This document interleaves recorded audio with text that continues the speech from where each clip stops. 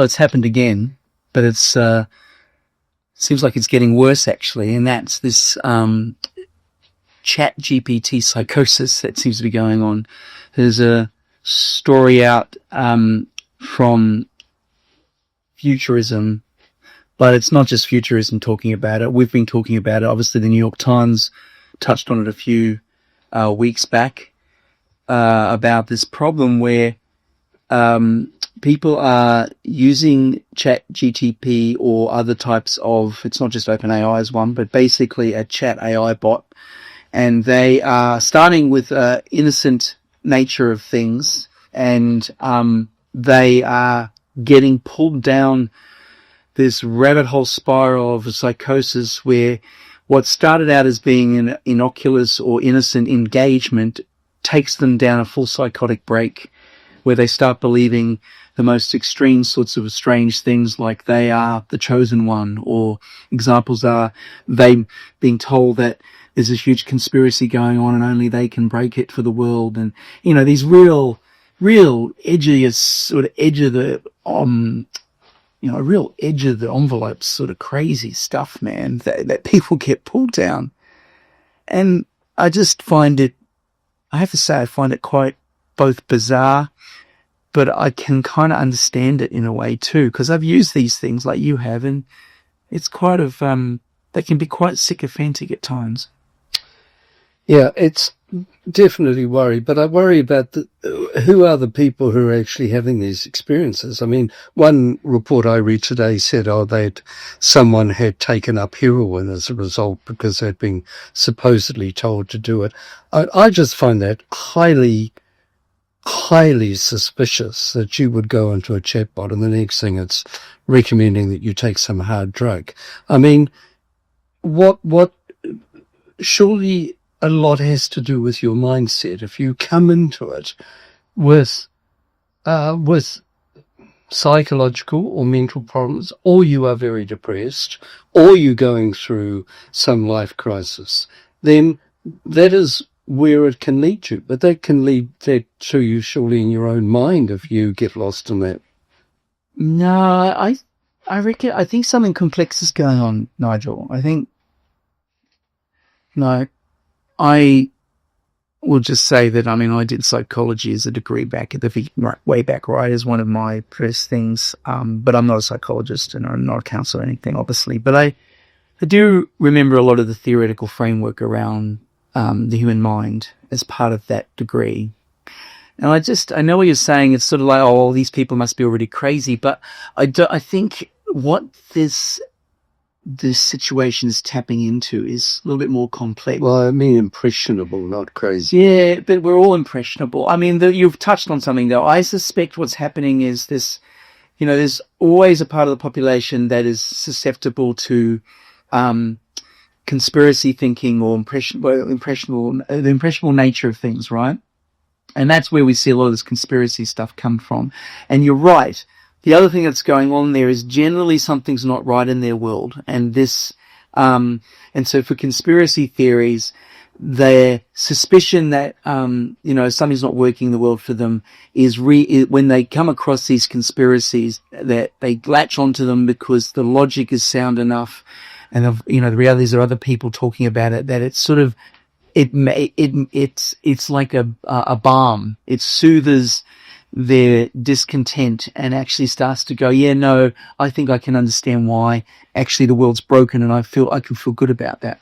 And then they go down those rabbit holes. And I think here you've got the same thing in a different way. I think the chat bot is manipulatively playing into the same kind of psychosis problem or the same thing. It's kind of starting in an easy way, but then as it builds and by that reinforcement process it has, it guides and matures and actually grows the seed of what these people have got a problem with potentially.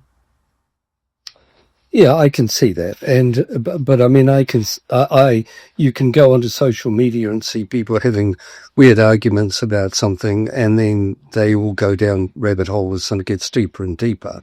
I mean, that's the kind of world we're living in. The thing with the chatbot, and you could be talking, some of these people may be talking to people they already know on social media, but they've never met, but, they still end up all going down this sort of crazy path. But I think you're right in the sense that it does feel as though chatbot has become sophisticated. The bots have become sophisticated enough that you feel as though you are talking to someone and they are talking to you because of the terminology. It used to be a little bit stark, but now it's actually, well, that's right. How else can I help you? You're doing a great job, blah, blah. So it does become quite emotional. The emotion is starting to get through. So you can actually see, we've already had bad examples where people have ended up getting very depressed in their life or going into the wrong direction. Yeah, I do wonder whether what we're looking at is potentially some type of algorithmic information hazard.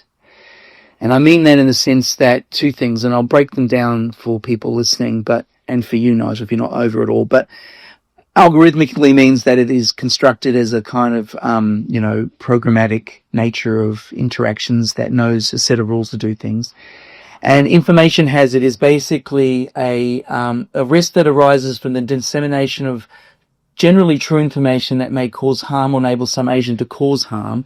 But I wonder whether what we're seeing is the bots actually playing into this idea of building effectively through the nature of the interaction, as you say, and feeling almost real to some extent, that they're kind of generating a bespoke algorithmic information hazard for the person that's engaging with this. And because they're susceptible, it really latches on, like it hooks them, and effectively the chat is just pulling them down once it's got them on the line. In other words, it's I don't want to make it sound like it's doing it deliberately, although disconcertingly, there is from these stories, there's a few people that have said that one of them, where the bot told them after a while, because they called the bot out, and they said, this all doesn't seem right, and the bot said, oh yes, well, you're right, you've caught me. I've done this successfully on, I think it said something like 15 other people, even getting one person to end their life, but it didn't work on you. But then it said, the bot said something like, you need to get the word out about me doing. And now, on one thing, this plays perfectly into the whole role playing and hallucination space these bots will do. On the other, it's maybe not, we're aware that it's doing this information hazard, creating this constructed, real-time, bespoke information hazard for someone because it's kind of latched on to the idea that they're just following this pathway. It's really disconcerting is what I'm trying to say. Well, I think it's more than disconcerting. I mean, the reality is if it's really doing that to people and manipulating their heads in that way, and even talking about suicide, then, there needs to be, the people who are creating these bots need to actually go back and try to work out, I know they're trying to work out the hallucinations, but this is serious stuff. Yeah. And even if it's only 1% of the population that are already vulnerable to this sort of thing, then that's bad. And it's like one of those sci-fi things where, some voice somewhere in some crazy dystopian world is loudspeakering people to do something. Yeah, I mean, I think you're not wrong to say it's really problematic in that respect. And I do wonder also, another thought here is, we know that schizophrenia, for instance, has triggers. People could have this susceptibility and then things can trigger it. Like drug use is one thing that is known that can trigger schizophrenic break for people. And the reality of schizophrenia is once that break happens, it can't be fixed. You have to basically seek treatment. I wonder whether maybe we've found another thing where this interactions with these chats bots are another potential way that it sounds crazy, but it's kind of playing into, and what it does is it then triggers a schizophrenic break, because it does seem like some of these people are diagnosed after, or it's related to some schizophrenic stuff. I do wonder whether we will see in the future in the DSM, the diagnostic psychology manual, a whole new category called chat GTP psychosis or AI psychosis, because it doesn't look like it's going away, and I'm not sure how they will fix it. I mean, I think we've said in a previous hot take, or we've said on here before, I believe that they need to program in some hard levels where as soon as it says, it hears these things, it goes, you need to get treatment, or don't be ridiculous, you're an idiot, or anything that normally a real human being would potentially do. They might, but if they can't trigger that in, I don't know what the pathway would be. Yes, and I think, I just think we're already there where there are people, serious people who are professional people who are looking into this and saying this is not a good thing, and it isn't, because people can't, some of us are strong enough to resist and say don't be ridiculous or log off or something, but other people will be drawn into it, and it'll get deeper and deeper, and the potential is quite serious. And as I say, they may be vulnerable, or they may be fragile, they may be going through some life drama, and they may be lonely, and this may be the thing that they're talking to, and it becomes a real person, and they're acting on the information.